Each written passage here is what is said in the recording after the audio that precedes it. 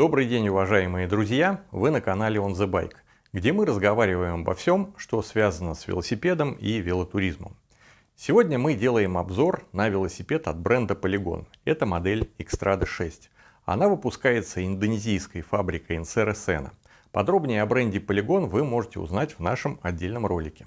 Xtrada 6 – это МТБ-велосипед с ярко выраженной трейловой геометрией. Позиционируется он как велосипед для более продвинутого катания. То есть для райдеров, которым скучно кататься просто так и хочется добавить фана и огонька. Где-то прыгнуть, где-то пустить заднее колесо в юз. Одним словом, отжечь на трейлах. Розничная цена настолько привлекательна, что так и манит купить этот велосипед. Чем же он так привлекателен? Давайте разберемся. Итак, начнем с рамы. Эта модель доступна в ростовках S, M и L на колесах 27,5 дюймов и M, L, XL на колесах 29 дюймов. Xtrada 6 представлена в единственной черно-зеленой расцветке с таким ступенчатым градиентом бирюзово-болотного цвета. Напоминает цвета нашего канала. Может быть, поэтому этот велосипед мне и понравился. На мясистом коническом рулевом стакане красуется объемный логотип Polygon. Взгляду сложно не зацепиться за массивные, качественно проваренные швы. Для прочности рамы здесь используются гидроформованные алюминиевые трубы 6061 серии с тройным баттингом. Стоит, кстати, отметить, что вся проводка кабелей скрытая. Предусмотрена возможность аналогичной прокладки кабеля и для дроппера, если вы вдруг захотите его установить. Нижние перья у Xtrada очень толстые. Странно, что их тоже не использовали под скрытую прокладку. Почему-то производитель сэкономил на отбойнике цепи. Могли бы поставить, кстати, такой же, как на серии Cisco. На конечной цене это все равно практически бы не отразилось. У Xtrada гигантские грязевые зазоры, причем как на раме, так и на вилке.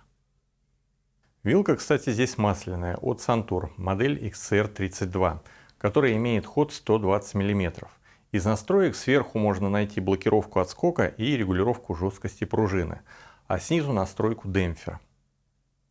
Рулевой шток вилки прямой, но можно установить и конический. Увы, но крепление колес на эксцентриках, а не на осях. Этого никак не ожидаешь увидеть на велосипеде с достаточно мощной навеской. Давайте подробно разберем трансмиссию.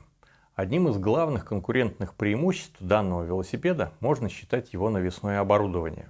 Оно полностью построено на группе Dior. Интегрированная система с внешними подшипниками и ведущей звездой Narrow White на 32 зуба идет с шатунами 170 мм для размера S и M и 175 мм для размера L и XL. Кассеты Shimano Dior SC M5100 на 11 скоростей с диапазоном от 11 до 51 зуба.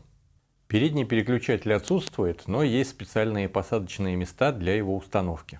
Задний переключатель Shimano Dior RD M5100 SGS с блокировкой, что очень кстати на трейлах, чтобы гасить биение цепи. Вся трансмиссия управляется монеткой Shimano Dior SL M5100. Ну а цепь здесь установлена от КМЦ на 11 скоростей, кстати с разъемным линком. Переходим к тормозной системе, которая строится на несерийной группе Shimano MT201. Задний калипер удачно спрятан между верхним и нижним пером, что защищает его от ударов при падении велосипеда.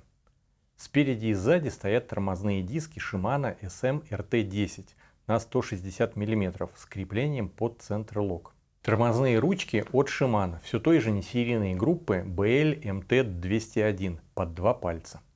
И плавно переходим к колесам. Размер колес дифференцированный и зависит от размера рамы. В основу колес заложены безымянные двойные обода X15 диск с отверстием под Presto и безымянные алюминиевые втулки на конусах под 32 спицы и креплением диска стандарта Center-Lock. А вот покрышки напротив брендовые от Maxxis, модель Ardent на 27,5 дюймов или на 29 дюймов и шириной 2,25 дюйма. Теперь разберем рулевое управление. На Xtrada установлен широченный алюминиевый руль Entity Sport длиной аж 760 мм. Если он для вас окажется великоват, то его можно всегда обрезать под себя. Вынос также алюминиевый Entity Sport длиной 45 мм с подъемом в 3 градуса, который легко позволит выдергивать велик как на дропах, так и на препятствиях. Ну а несколько проставочных колец под выносом позволят настроить нужную высоту руля. Грипсы Entity, хоть и не имеют грип-стопов, но очень цепкие, из рук не выскальзывают. Рулевая колонка коническая, интегрированная, Zero Stack, на закрытых подшипниках. На велике установлено седло Entity Void с выемкой по центру, чтобы снять давление в месте контакта с райдером. Оно установлено на алюминиевый подседельный штырь Entity Sport длиной 350 мм и сечением 27,2 мм. Что странно, так как на велосипеде имеется возможность скрытой прокладки под дроппер, а для него гораздо предпочтительней именно сечение 39 мм, так как оно дает гораздо больший выбор доступных вариантов дропперов. Подседельный хомут здесь с эксцентриком на 31,8 мм для быстрой смены высоты седла.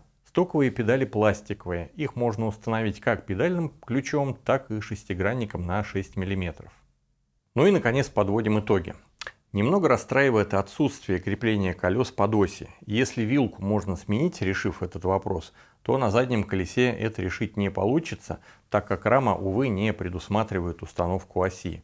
И не совсем понятна экономия на отбойнике цепи на нижнем пере. Стоит он немного, но он очень важен для трейлового катания. Зато у велосипеда очень сочная навеска уровня Dior, скрытая проводка кабелей и вполне неплохая вилка со всеми необходимыми настройками. А сочетание навески и цены велосипеда делает его очень конкурентным среди собратьев. Друзья, пишите в комментариях свое мнение об этом велосипеде. Надеемся, что обзор был вам полезен. И если это так, то не забудьте поставить лайк и подписаться на наш канал.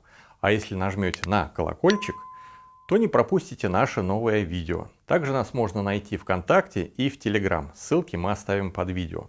Всего вам наилучшего, путешествуйте налегке и с комфортом.